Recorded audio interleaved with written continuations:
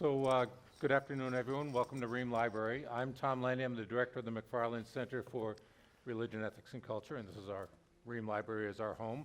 The McFarland Center sponsors a range of conferences, lectures, special events, discussions on campus around questions of meaning, morality, and mutual obligation.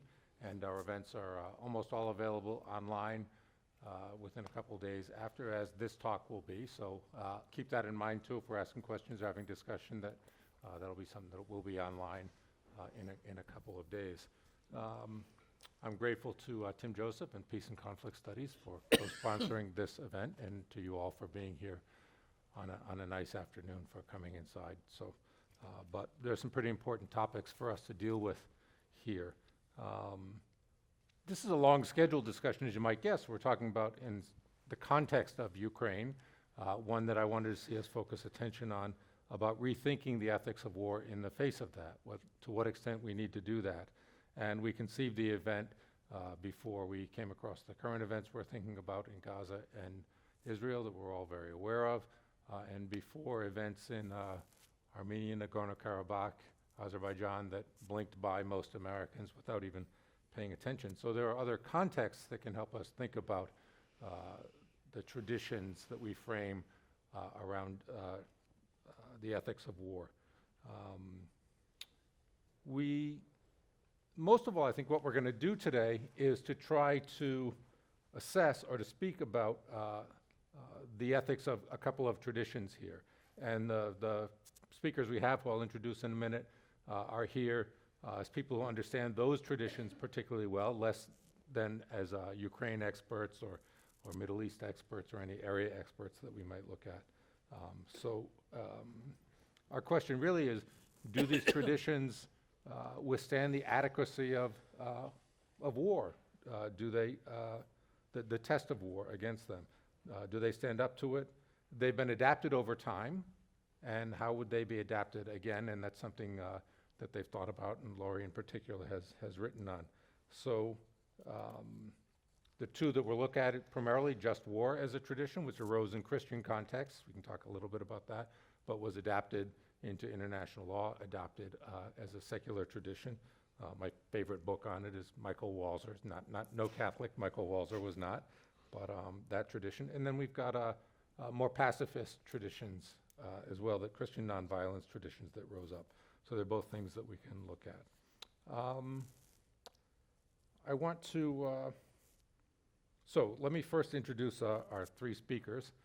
First to my left, David J. O'Brien. David is the Loyola Professor of Roman Catholic Studies Emeritus at the college.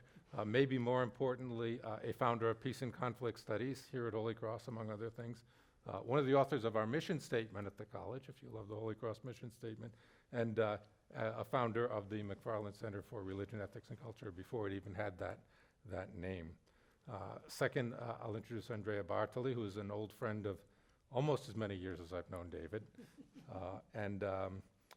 He's a senior fellow at the Center for Peacemaking Practice, president of the Sant'Egidio Foundation for Peace and Dialogue. He's an early generation founder of Sant'Egidio as a community and was the founding director of Columbia University's Center for International Conflict Resolution, and he's held several leading roles in conflict resolution since then. And then finally, I'll welcome Laurie Johnston, who is Associate Professor of Theology at Emmanuel College and co-editor of a book appropriate for what we're talking about today, Can War Be Just in the 20th Century? Laurie is Vice President. 21st century. Yes, I'm behind the times. She's Vice President of the Sant'Egidio Foundation, and I promised that I brought them both before I realized there was a Sant'Egidio connection. I thought of them each independently. And Laurie has just returned from a big conference in Geneva working on genocide prevention, and I'm grateful that she made it here. So I introduced Laurie last, but I'm going to turn to Laurie first, as she knows, and just ask you to explain to us a little bit about what just war theory is in a nutshell, and maybe start with jus ad bello, the going to war, but take the two of them together and help us think about what it is we're critiquing.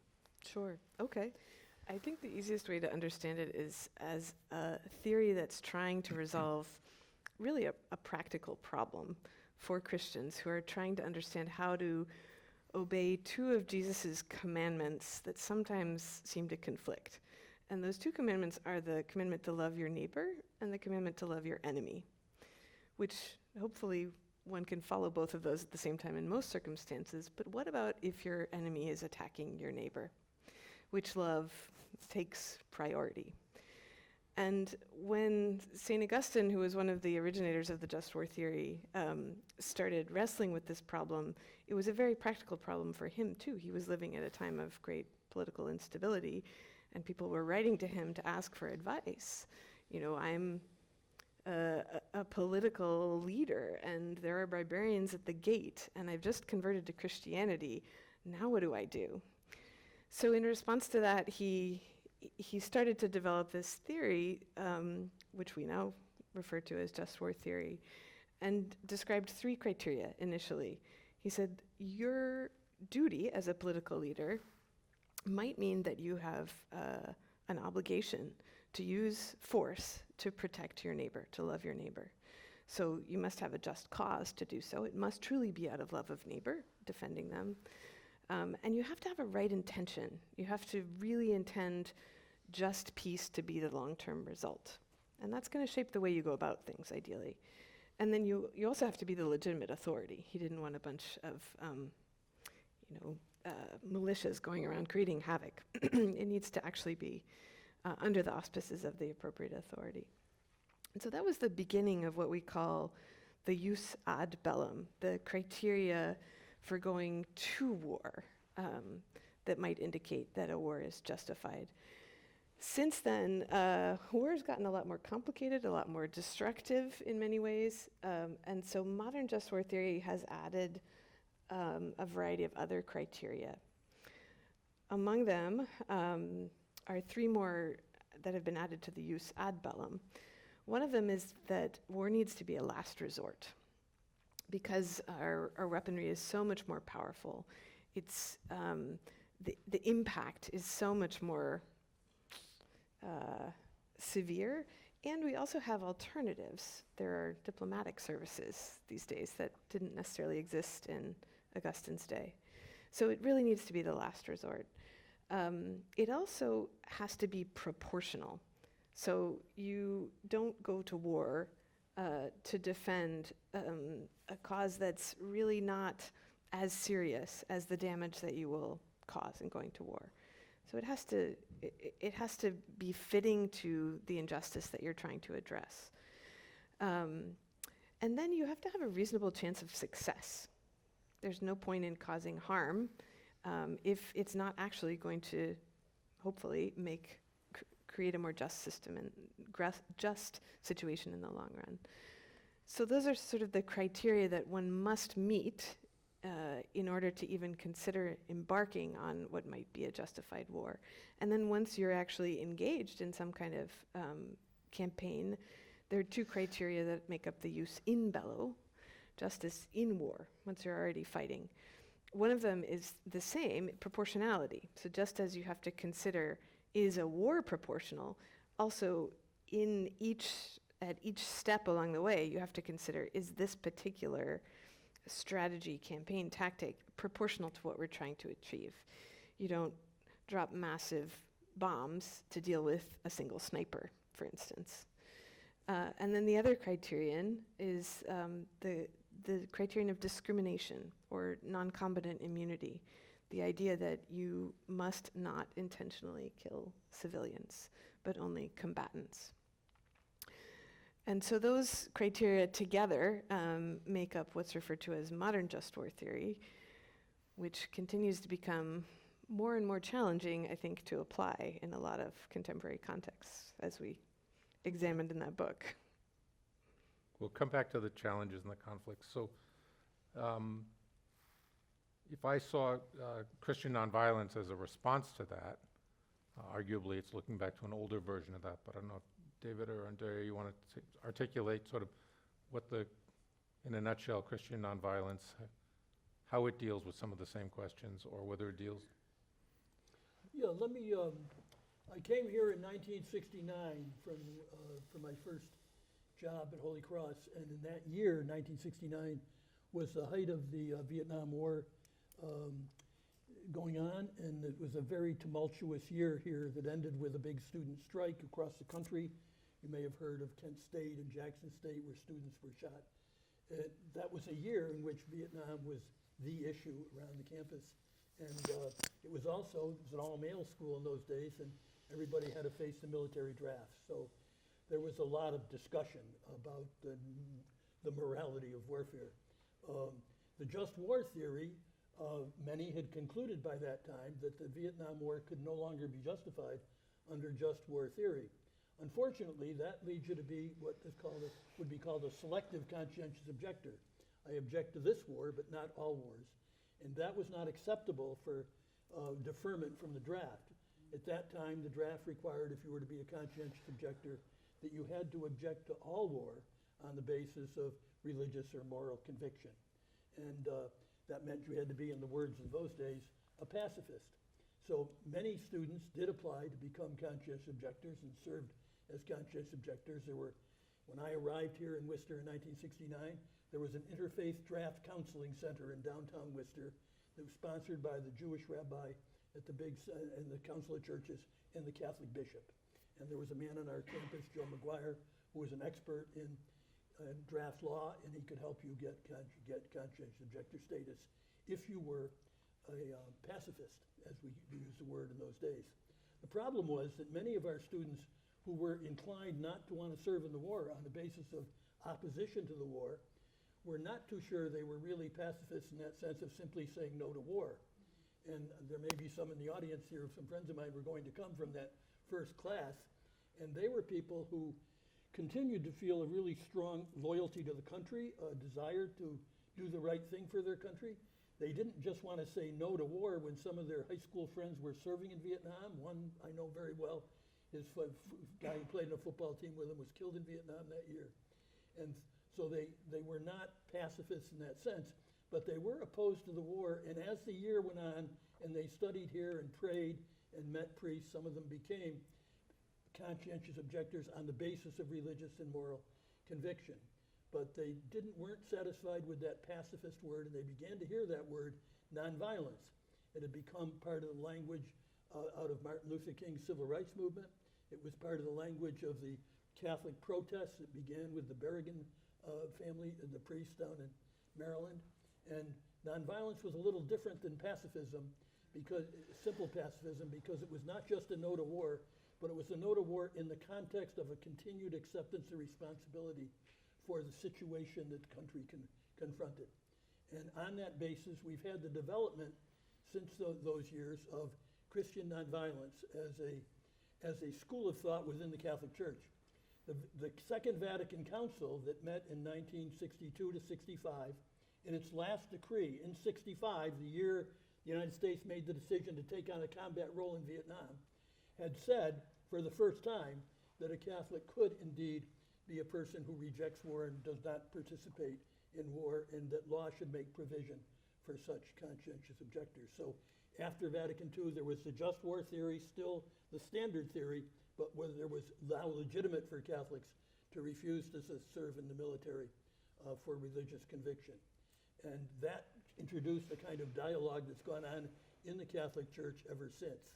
And the nonviolent movement continues to be a part of the church. And as the years have gone on, we've seen the growth of it within the Catholic community to the point now where I think people would say that unlike 1969, now nonviolence is the central teaching of the Catholic Church, and just war is a rare but available exception in unique circumstances with the very strict application of these just war criteria. So that's the situation I think we face now, and the Christian nonviolence is based on Christian teaching. It continues to insist with the just war theory that we share responsibility for the world in which we live and for protecting the poor, but increasingly want to take on that responsibility to build a just world and to build just peace, but with nonviolent methods and nonviolent tactics. And you can imagine in your history people like Martin Luther King and others who have supported that. Does that make sense? So my follow-up to this presentation is, first of all, to offer a reflection on this distinction that is presented as Catholic just war and Christian nonviolence, right? There is a characterization in both that is interesting for me, because there is no doubt that other traditions have thought very seriously about what makes war right, what makes war proper, what makes war the right things to do, and so on and so forth. Not just tradition as we can see, Jewish tradition clearly encounter war in many different ways. Muslims clearly encounter war in very different ways. The Sikh have a very long tradition of understanding how you need to go to war, live in war, act in war, and so on and so forth.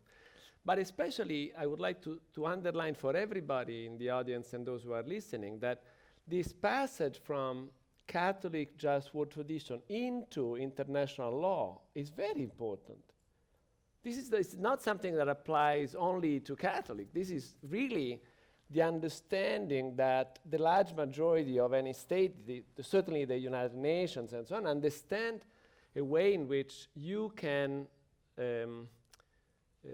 go to war and act in war in ways that are in many ways, in quotation marks, legalized, right? So much that we have war criminals, for example, for so much that we have an understanding of how you should not do things even if you are in Rome, or especially because when you are in war, you have certain conditions that may actually justify going beyond the limits, going beyond what is right?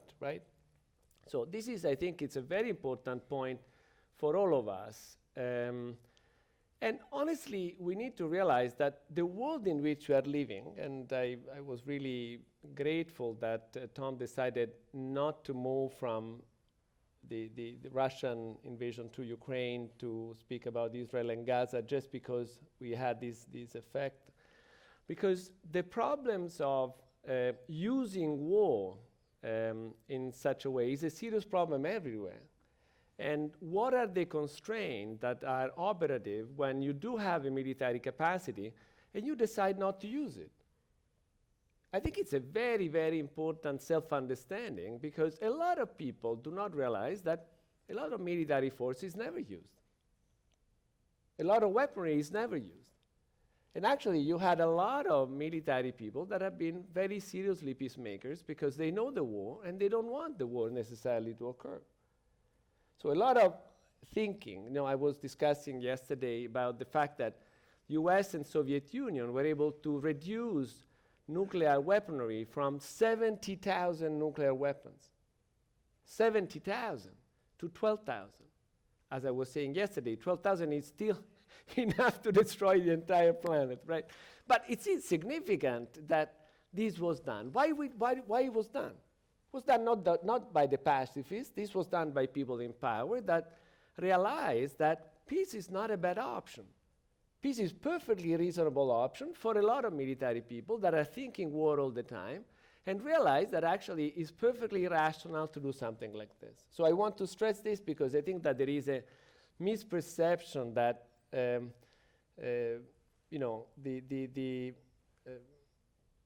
is the old adagio that weapons do not kill people, people with weapons kill people, right? And it's very important for us to realize that each of us can kill each other without any weapons, because we are perfectly capable of transforming our hand in a way to kill, our head in a way to kill, our foot, our elbow. We can use anything, right? We can transform a weapon from an airplane that is not supposed to be used to kill thousands of people, but we have this capacity. Humans are very good at doing that. So I think that just war is an effort of bringing some form of order, some form of rationality, some form of reasonableness into this human capacity to use violence against others. On the non-violence, again, why do we want to restrain it to Christianity? It's very clear that Gandhi was not a Christian. It's very clear that you have many significant non-violent examples, including Kuntahaj, who was a wonderful Sufi mystic that became the reason for Tolstoy to become a pacifist. So you have a world of nonviolence that is clearly beyond the Catholic tradition, the Christian traditions, and so on. And I think that this is very important for us because I think that generationally, our responsibility is to become humans together.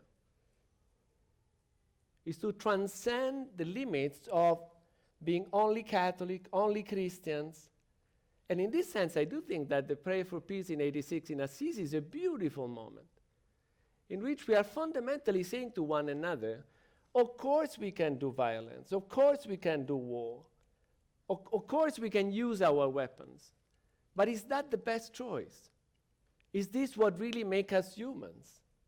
And do we want to use our identity as Catholic, as Christians, as we did it in the past, killing each other and killing others because we were Christians and Catholic in a certain way?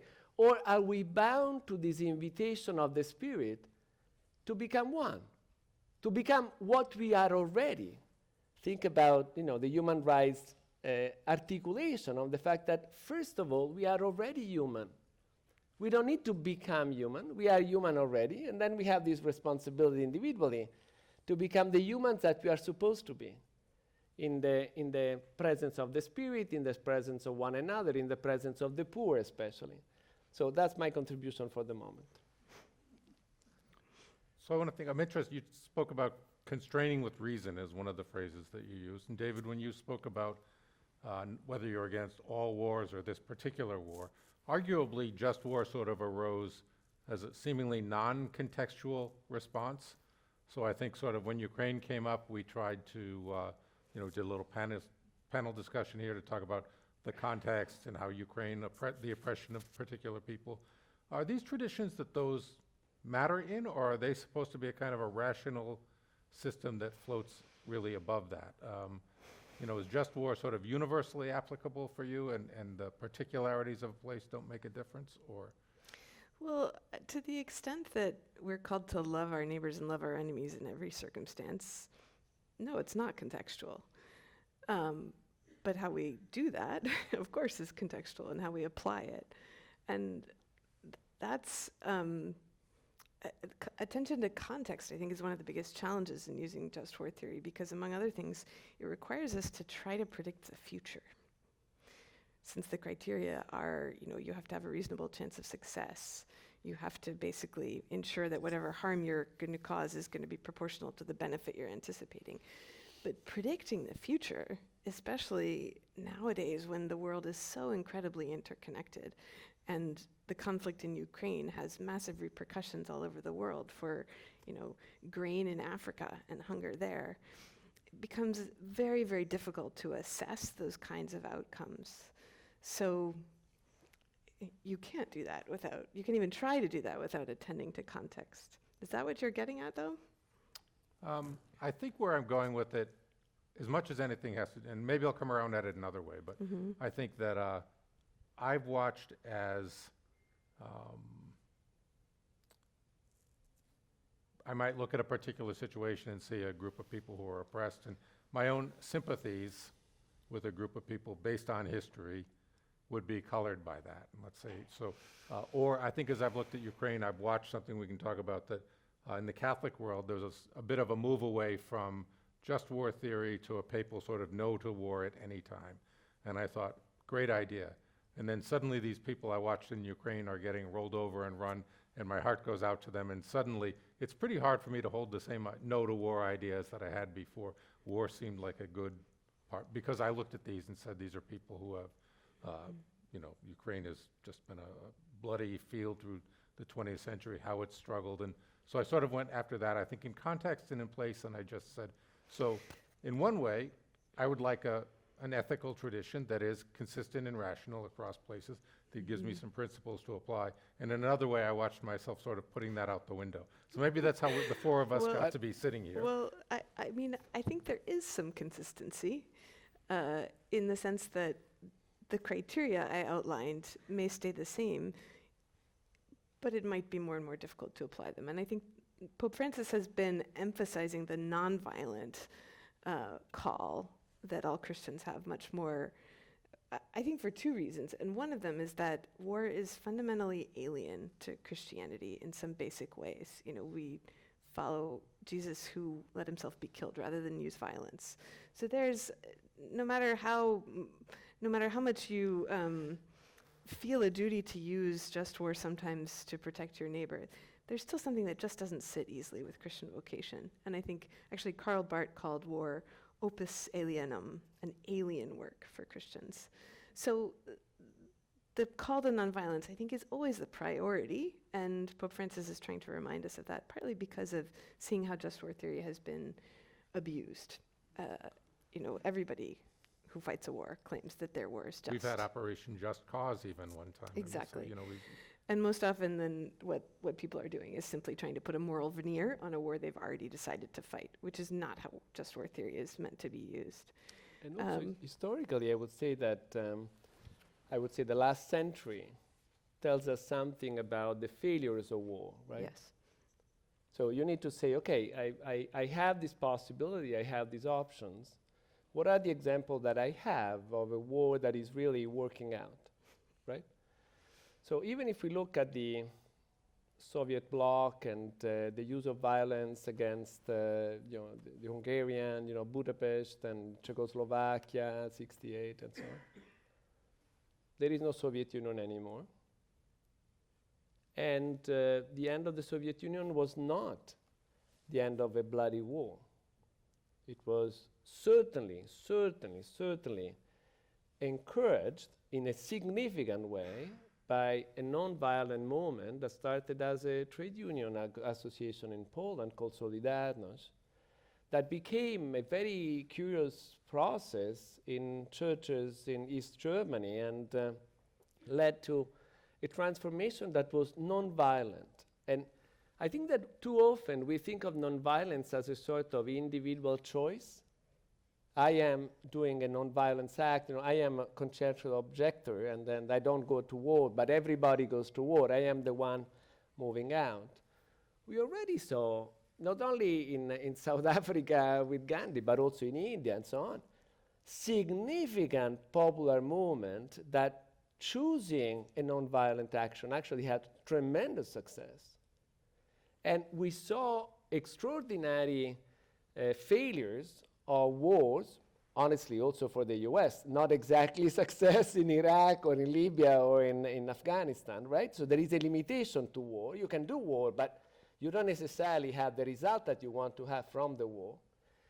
Or the other way around, and this is obviously something that many people do not know. I try to work on genocide prevention, and many people need to realize that state formation didn't need to go to war to kill millions of people. Soviet Union, Chinese Communist Party killed millions of people without going to war. Its own people. Say it Its again? own people. Their own people, right? So why am I mentioning this? It's because we identify war with violence, but it is an enormous amount of violence that has nothing to do with war. And that actually, according to your reasoning, if I understand well your reasoning, would justify a war, right? Because to overthrow such an evil structure, you should actually intervene. You should do something, right? You should try. But when you try to do something, I would say that in the last century, the pendulum is much more on the side of nonviolence, of popular nonviolence movements that are able to change history. And I think that it's just interesting, in my estimation, that on the religious side, you have a much faster understanding of this particular point than on the state side. My impression is that actually many religions, you don't see Christians killing Christians, you have a very significant decrease of a certain kind of violence. And I think it's important for us to realize the power of the nonviolent action. Yeah, and this is exactly what I was getting at with Pope Francis's second reason, which is just the recognition of the effectiveness of nonviolence that has had such a powerful demonstration effect in many contexts, and a recognition of the limits of violence. I mean, in many cases, it's military commanders who are the first to say, look, our tools are not going to accomplish what you want to accomplish. That is not what we do. We don't build states. That's not what military is about. And so there's a wonderful book called Why Civil Resistance Works that tracks, 40 or 50 different conflicts in the 20th century and shows that the ones that used nonviolent strategies exclusively were not only much more likely to succeed in the short run in attaining their political objective, but were also much more likely to lead to a state that was democratic 5 years later. And of course, it's easy to destroy things in war. It's very difficult to build. And nonviolent movements are much more successful in building for the longer run. I'd just say a word. That last one is the work of a man named Gene Sharp from New England, whose work was known around the world for both supporting that truth, that there are ways in which nonviolent action has led to justice and to peace, but also to encourage peacemaking strategies in the midst of war. And many of our friends who are deeply committed to nonviolent participation in the search for peace do use strategies of accompaniment and civilian mobilization and that sort of thing to create alternatives to war and to ease the burden of war.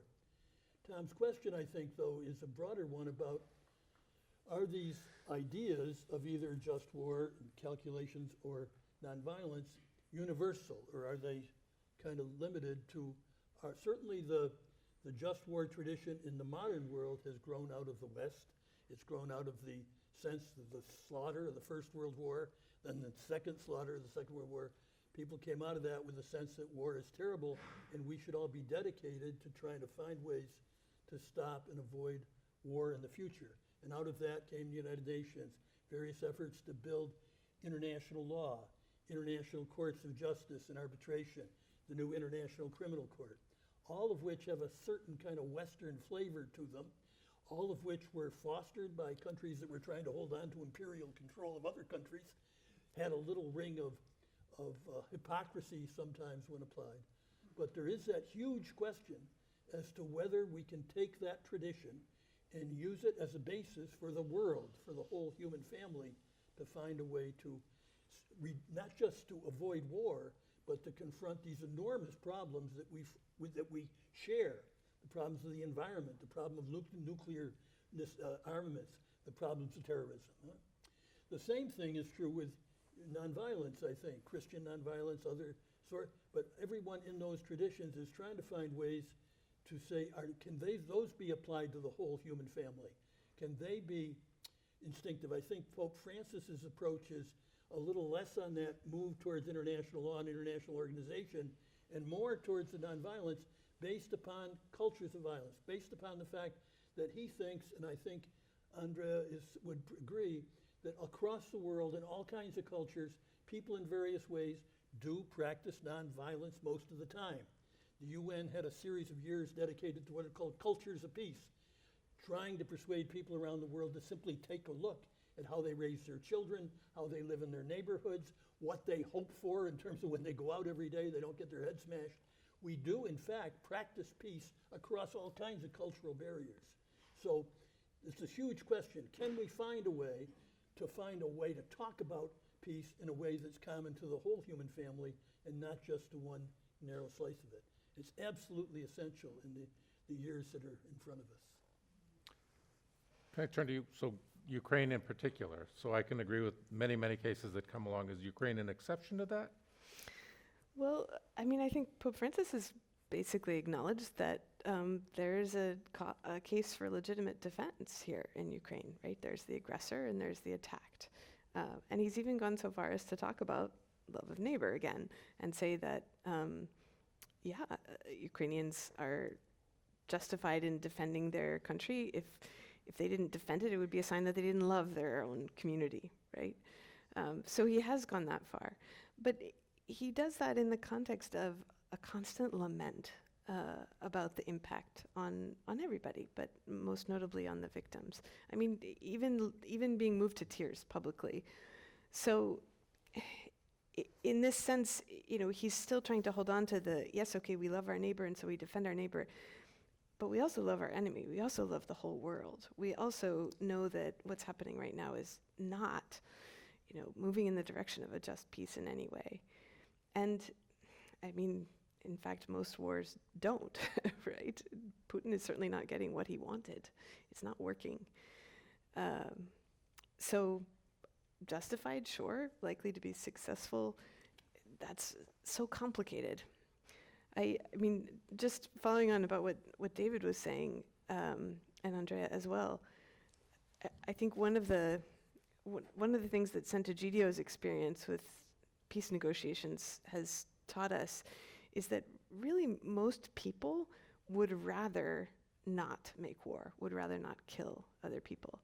And when people engage in war, it's because they think that, well, I've tried everything else and maybe this will work. It's kind of a, Last resort. exactly. But the problem is you can try this, and then give up and try war, and it still doesn't work, right, in many cases.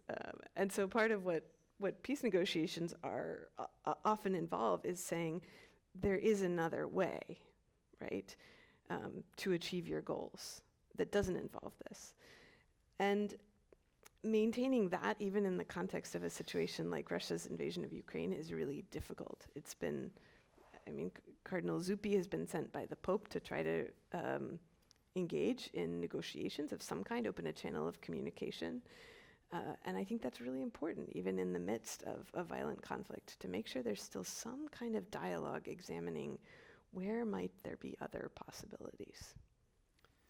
My sense also in terms of the exceptionality of Ukraine is less in terms of the tradition, but more in terms of what is happening in the world. Because conflict between states are very rare these days. What you have, the large majority, are conflict within the states, with people fighting for the control of the states or to split the states. And there are the ICRC, the Red Cross, is calculating 450 armed groups around the world. There are 190 states, and obviously a lot of these groups are in certain countries. South Sudan has many of them. You've been in South Sudan a number of times recently. But just to say that, in a strange way, there is a piece of work that actually has to do with teaching just war theory to 450 people that are fighting all over, and they don't necessarily fight in a way that is quote unquote proper, right? You don't have a sense that, for example, if you control a territory, you have a responsibility towards the civilians that are living in that territory, so that they can have something to eat, that they can have a place to stay, that they have some level of education, some level of services that we associate with the state, right? This is part of a construction of how humans come together. And I think that in the end, the question is, how do we as humans create the order we need to survive? We clearly need order to survive, to live.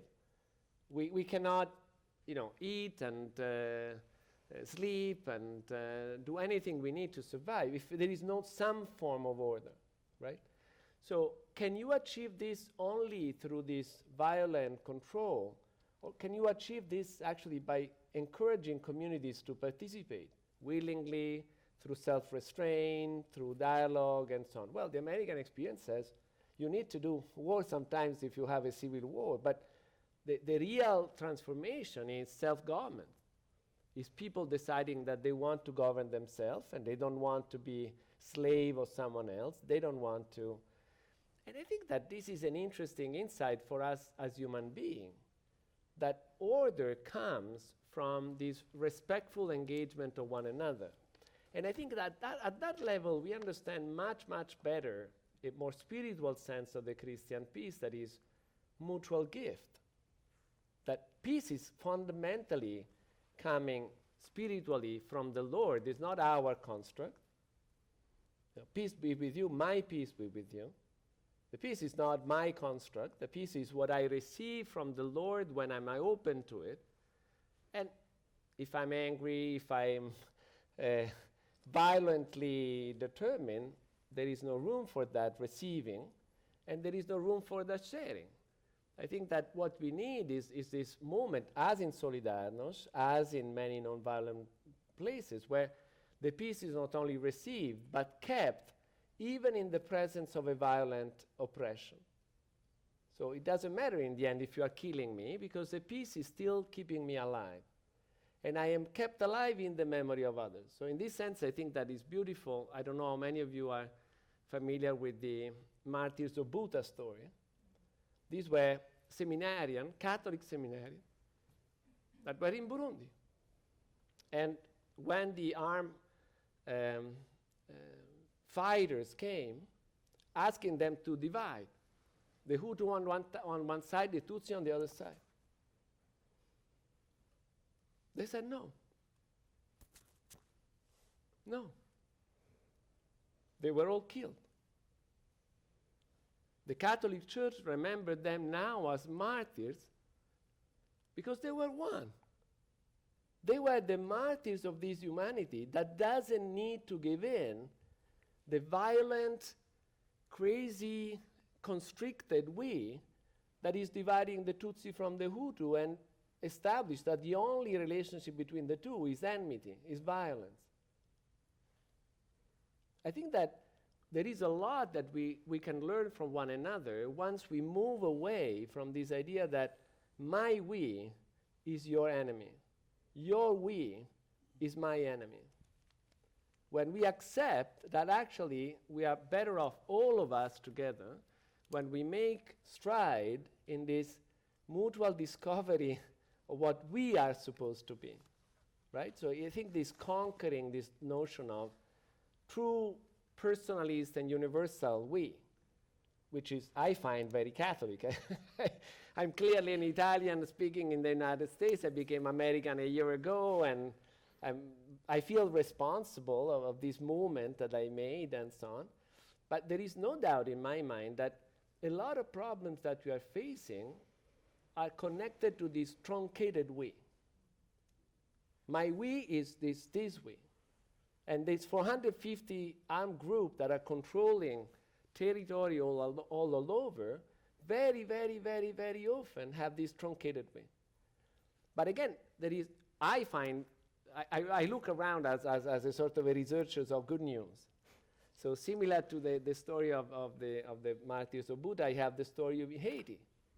In Haiti, everybody heard the gangs, everybody heard these terrible things, Haiti is terrible. And then there is an American priest from Philadelphia negotiating a truce between the gangs.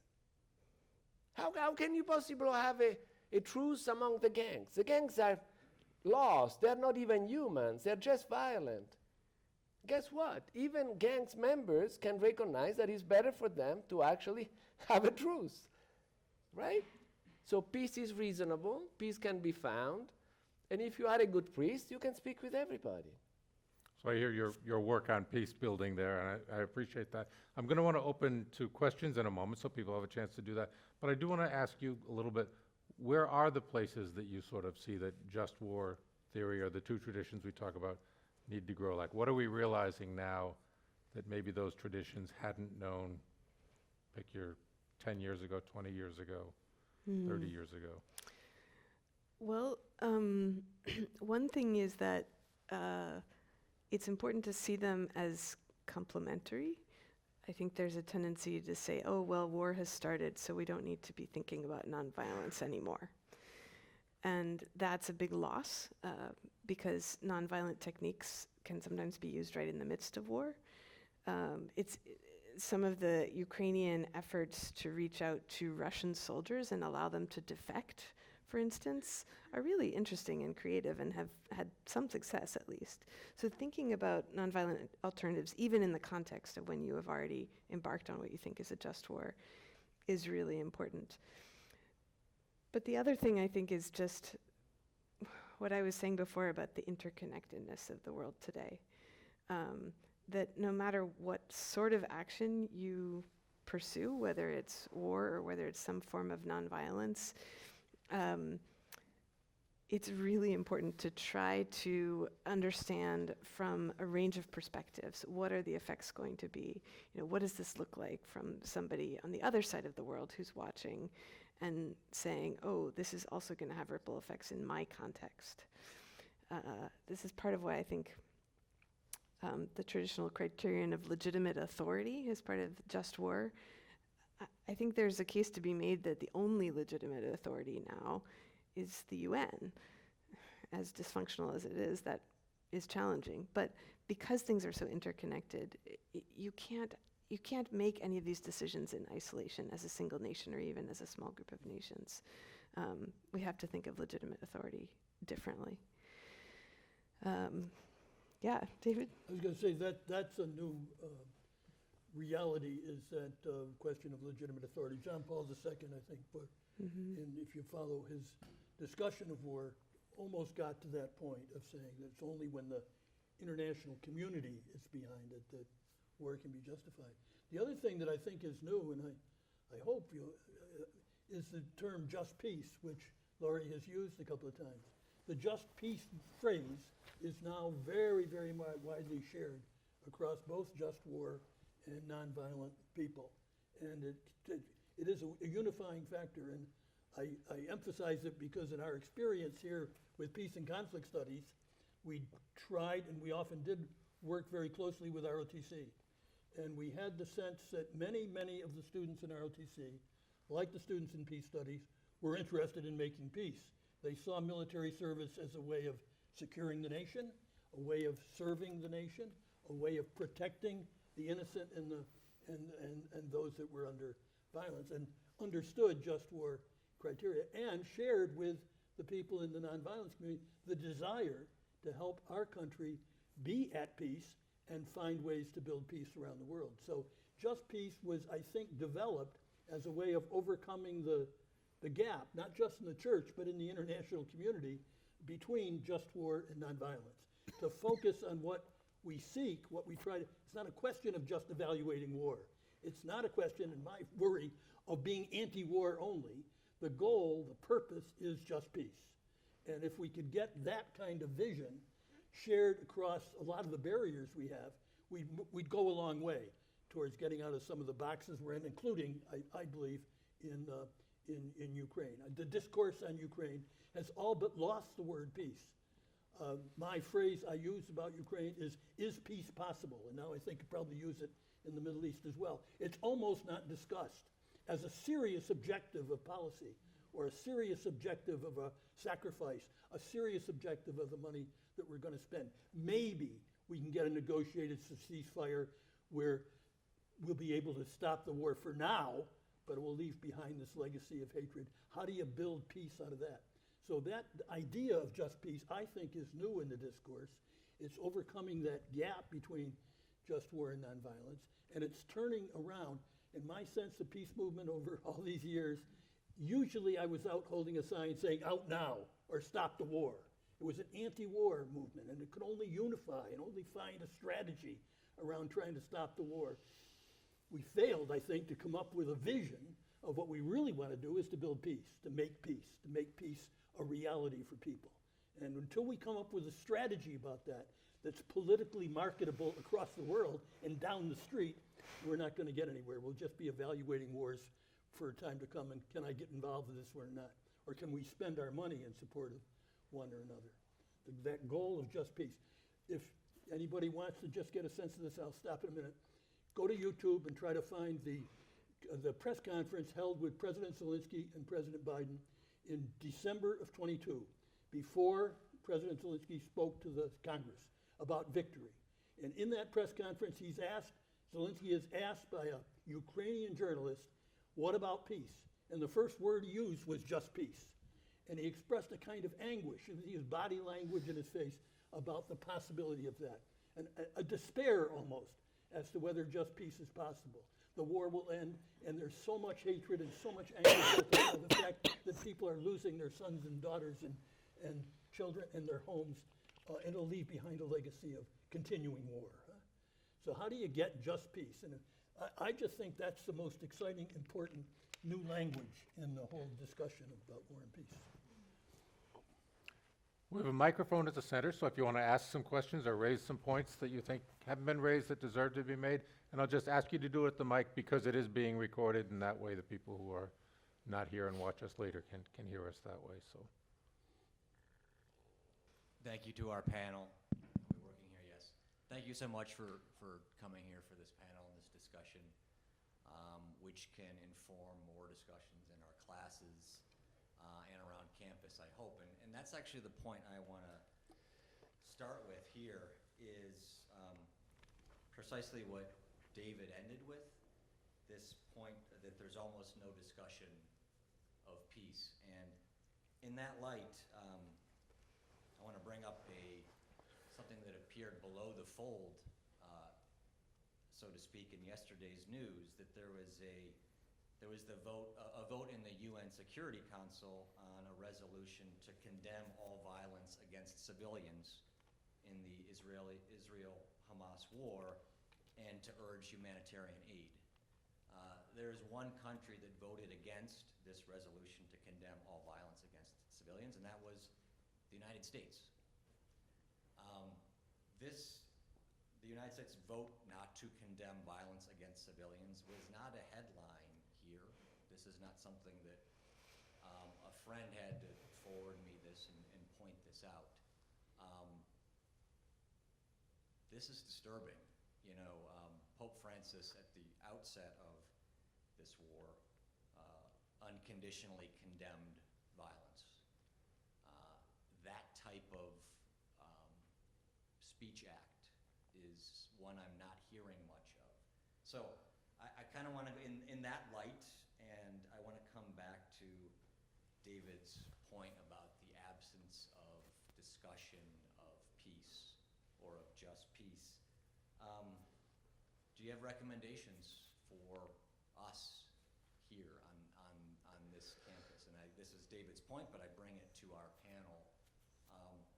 How do those discussions begin? What do they look like? And thank you for your suggestions. Thank you. I'll just say a quick word, and that is that over the course of the years we had our Peace and Conflict Studies program here, we had some remarkable faculty that I learned a lot from. And I guess the suggestion is peace studies. That is to say, we spend an awful lot of intellectual and material energy and resources on studying war. We spend an awful lot of money and resources on studying security, national security. And we don't do much in studying peace.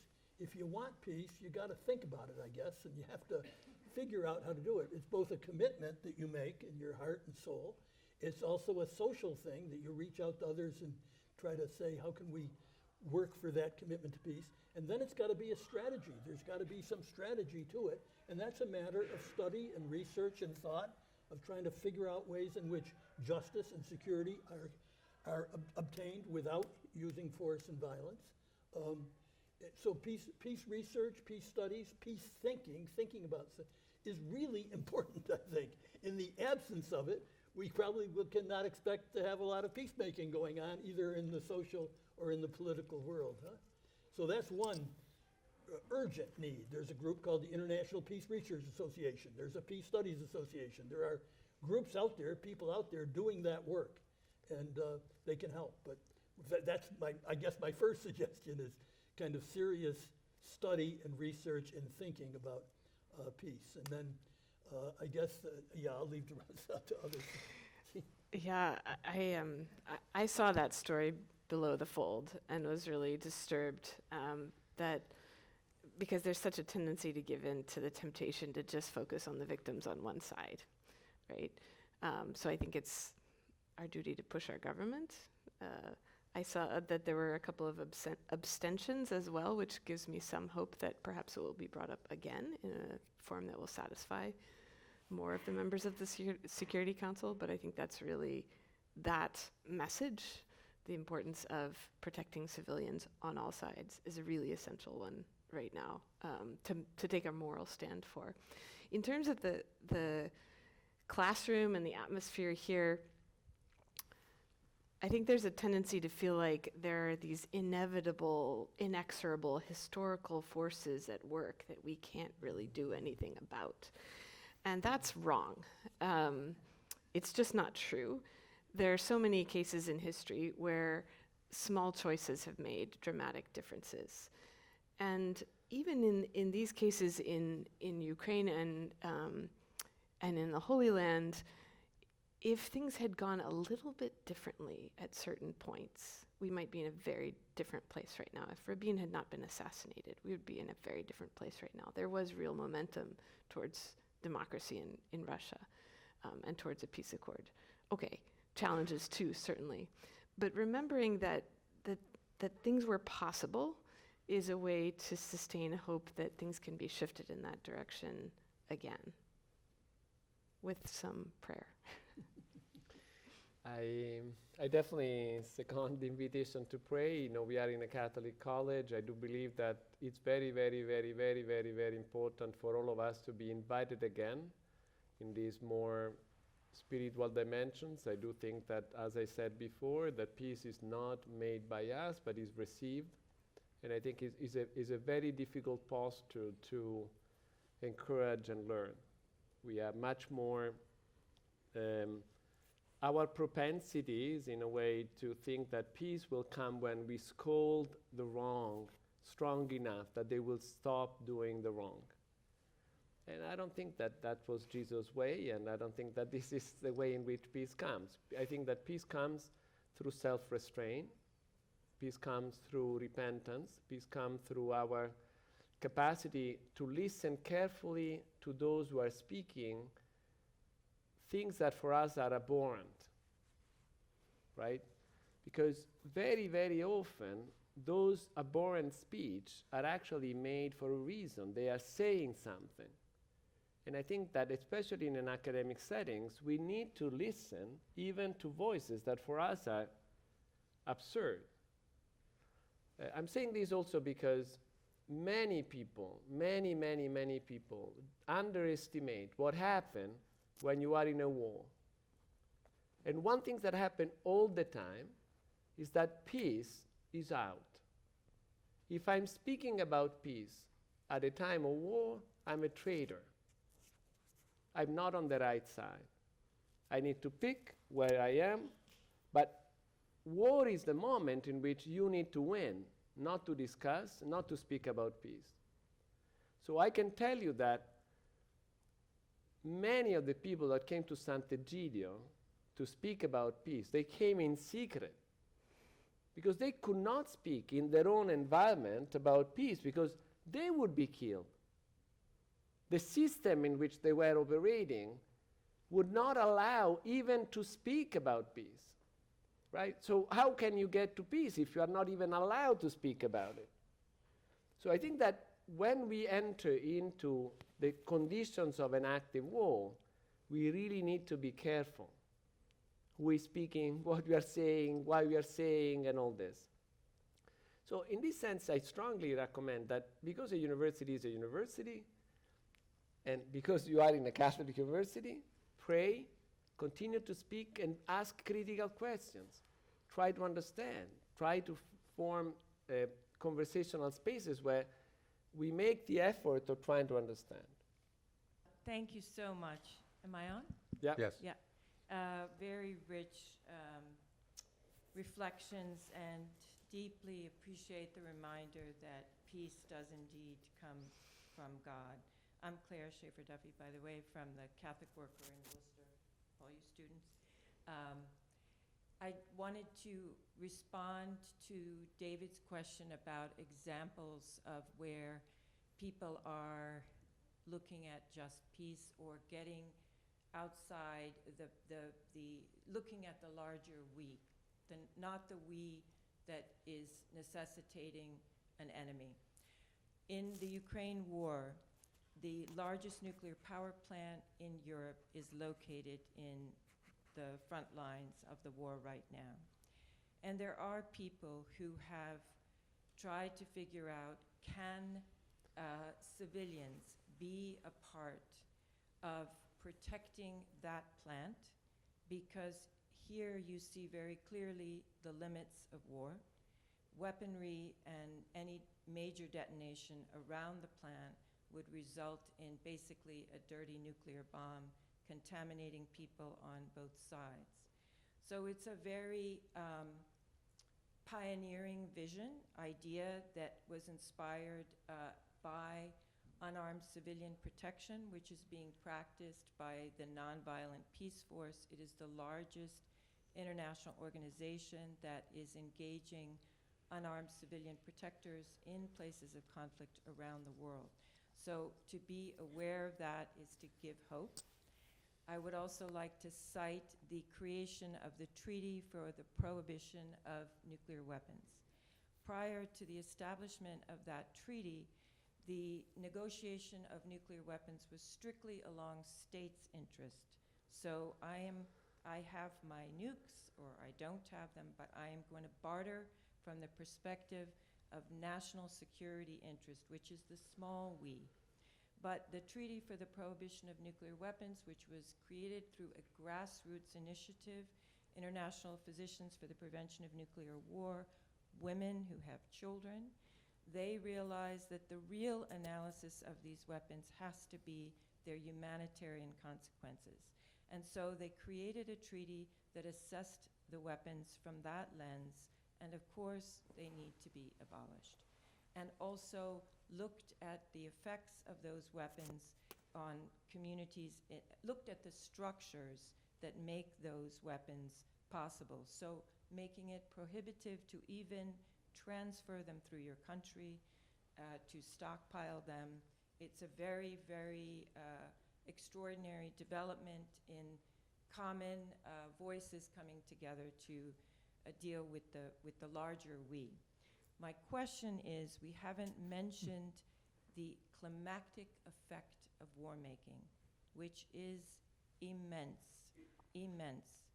And while we have the Paris Accords that asked for CO2 numbers relative to civilian activity, there is no evaluation of our militaries globally on their CO2 reduction. So anybody care to address that war making has enormous ecological consequences for the earth and its inhabitants, all of them? I'd love to address that, because my whole chapter in this book that I contributed was about precisely that. Because there's some estimates that maybe 30% of all carbon emissions come from the world's militaries. It's hard to know because militaries can tend to keep things quiet. But one interesting thing I discovered researching that was that actually, in some ways, the United States military is ahead of the rest of our country in understanding this. Because military planners can't deny reality the way our politicians can. And so in some cases, they've been much more frank about what are the impacts of rising oceans on our Navy, for instance. Why might it be strategically important for our military vehicles to use green fuels so we don't have to worry about refilling with scarce oil in the middle of difficult circumstances? So despite the fact that our military still has just a devastating carbon footprint, and that I would love to see reduced, I also think there's some interesting ways in which we can find some common ground, and in which we see the military actually leading the way on some of these questions, because they are aware of their impact and the strategic problems that involves. As a new American, I mentioned before that I became American a year ago, but I must admit that I'm fascinated that the military, American military, was actually ahead of the game on race relations, much ahead of what the society in many places was. Or I was reading the other day even on education. Military schools are much better than regular schools, So you really wonder what kind of countries is this, It's a very interesting experience for me to discover this country, right? But on the nuclear side, I want to remind to everybody that from 1945, when Trinity was used for the first time in New Mexico, more than 2,000 tests were done, nuclear tests. Many of them much, much more powerful than Hiroshima and Nagasaki bombing. I would like anybody to think for a moment of the environmental impact of those 2,000 tests. 2,000, not one, not two, 2,000. And why would the US and Soviet Union come together to say no more tests? Because people are reasonable. People, in any situations, you can see that that kind of stuff is not necessarily good for anybody. Anyway, closing So parenthesis. I want to make sure we do get to some student questions, and I know we've got, Milo, go ahead, whoever wants to.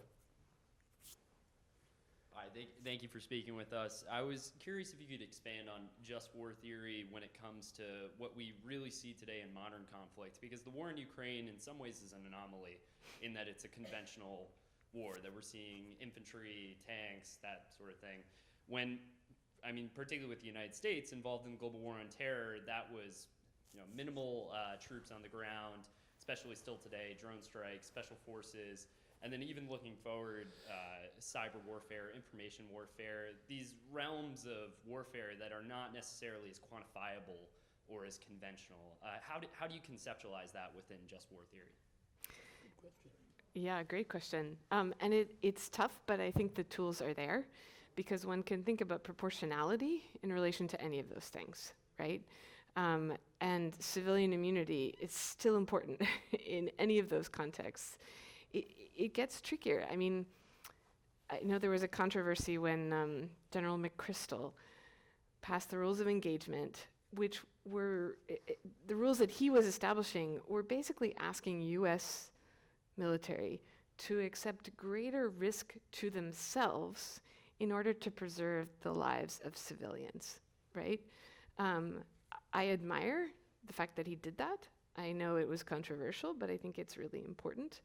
And so continually evaluating, okay, what is the actual impact on civilian casualties of whatever policy that we're pursuing, I think is essential to, it's a central part of the just war theory, and I think it's going to continue to be challenging to apply in new contexts, but all the more important to apply in new contexts.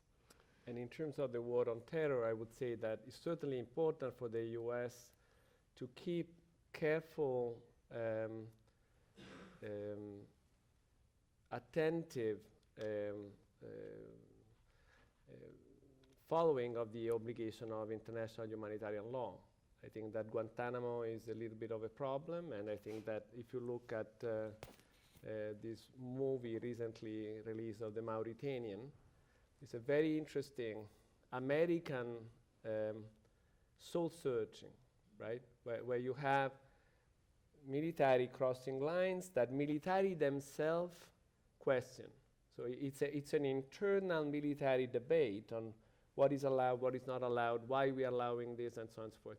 And back to the 450 groups that are out there, I think that the US can help a lot teach these 450 groups to be a little bit more self-constrained, self-restrained in their own use. And in this sense, support the ICRC, support all these structures that we created to tame the war. Thank you again for your talk. I was curious about, I think one thing that I was curious about when you guys were talking about just war theory and peace building is that how does that apply to government's responsibility to their own citizens? And so, like you mentioned the Zelensky talk, and he kind of sighed at the notion of peace, and I think part of that maybe has to do with the fact that so many Ukrainian civilians have died, and like at what point, how does like a peer-to-peer conflict really, like how do you build peace in a situation like that where there's a responsibility of a government to protect its citizens? Like how do they get to raise sort of, say we have to build peace when the citizens aren't the ones in control of the decisions, if that makes sense? I can clarify. Like what is the responsibility, I guess, of the government or of governments to, who gets to say whether they get to build the peace when like they aren't the ones dying, I guess, is what I'm trying to say. So you can flip the argument, and you can say exactly because people are dying, you are obliged to seek the peace, right? To reduce those losses. But just to complicate your thinking, I bring you back to a war that was much more similar to this war that was described as example in this way. That was World War I, right? Trenches, very old-fashioned infantry and so on and so forth. The French and the German were for months in front of one another, and they were shooting each other and so on. And then the tactic was to get out of the trench and try to conquer the other trench. And of course, the moment you get out of the trench, you can be killed very easily, right? So the soldiers started not coming out of the trench anymore and start shooting always in the same place, always in the same place. And on the other side, they started doing the same. Why? Because they were signaling, one, we don't want to come out after you. Two, we need to shoot because we need to shoot, but we don't want to kill you, right? So if you look Axelrod on cooperation, you will be surprised that peace comes even against your state. Humans are perfectly capable of finding solutions even in the midst of the trenches, right? So the amount of death dropped. What was the French solution? To put a group of soldiers behind and kill them from behind, to force them to go out of the trenches. Mm-hmm. Be careful with the state. Don't be so convinced that somebody up in the state is going to solve your problems. So in that sense, peace can come at any level. There is a responsibility for peace that is certainly at the highest level. And in that sense, think about Kennedy and Khrushchev. Think about moments in which statesmen became strongly capable of inventing peace that was almost unthinkable. So I think that I'm with you that we all need to be listening to the families of those who died, listening to those who are going to die, and come up with a plan that makes sense to everybody. So I'd just love to hear a little bit about kind of the idea of hope in the future and optimism in this sense, because I know a lot of us are taking political science classes that can be pretty heavy and be hard to see beyond all the darkness that's happening in the world. And so, for example, Professor Johnston, you mentioned that there was potential for democracy in Russia, and that is something that could be a potential in the future. Or even Catherine Sickink has a book called Evidence for Hope that says that the world is actually getting a little bit better, and so we really do just focus on the dark things that are going on. So kind of on a little bit more of a positive note, I'd love to hear what you guys think about some of the more optimistic things that you've seen in the current events right now. I just came back from Berlin, and I can tell you that you get a lot of hope from there. From what? Berlin was divided. It was a very dangerous city. The nuclear war could start like this. And please go to Berlin. It's really a remarkable thing. Do you see any French killing any German? Well, that's good news. Do you see any Catholic killing any Anglican? Any Presbyterian killing any Anglican or any Catholic? But we killed each other for some times, right? So the hope comes when we look at our history properly and understand that together we choose peace rather than war very wisely, very wisely. And just speaking theologically, I think it's important to remember that if we deny the possibility of peace or reconciliation in any situation, we're denying the power of the cross, right? Christianity is about faith in the Prince of Peace, who is already victorious, but we're in the already and not yet, so we don't get to see it complete in the here and now. I like to think of it, Yves Congar has this idea that what we're doing here and now on earth is like trying to draw a sketch, but we're like children making stick figures. And at the end of time, God will take whatever we've managed to sketch and transform it into a beautiful work of art. And so we're waiting for that complete piece. But that doesn't mean our sketch in the here and now doesn't matter. That's not going to be obliterated. That's going to be what's taken and transformed. And so it's that hope of the transformation that keeps us drawing, maybe in the here and now. History will introduce you to lots and lots of people who face circumstances even more depressing than those we face and who maintained a hope in the possibility of change. And I think this hope question is enormously important. And I guess if you think about it, that there are these historical examples of things that have happened that work, but there is this kind of, I've asked people who worry about this deeply to just look at the last days of Martin Luther King Jr. in Memphis, Tennessee, in May of 1968. He had the civil rights movement. There were divisions. It was breaking down. Problems were in the North. He turned to the March on Washington for Poverty, the Poor People's March. His community, his staff were all divided about that and fighting among themselves. He went to Memphis, where the men and women had been striking for the sanitation workers, holding signs, "I am a man, I am a human being." He went to that church that night, and he spoke to them, and he was tired and exhausted and discouraged, and he went to bed. And the crowd grew, it got bigger, they wanted to hear him. Abernathy went back and got him out of bed and brought him back to give that speech, his last words before he was murdered the next morning. And just read that speech as he stands in front of those people. And he would, I'm sure, have said he was drawing faith and hope from those people struggling before him, who were suffering enormously in the struggle for rights in Memphis. And he gave that enormously beautiful speech, so much deeper because of the circumstances, I think, than the 1963 dream speech that we romanticize on Martin Luther King Day.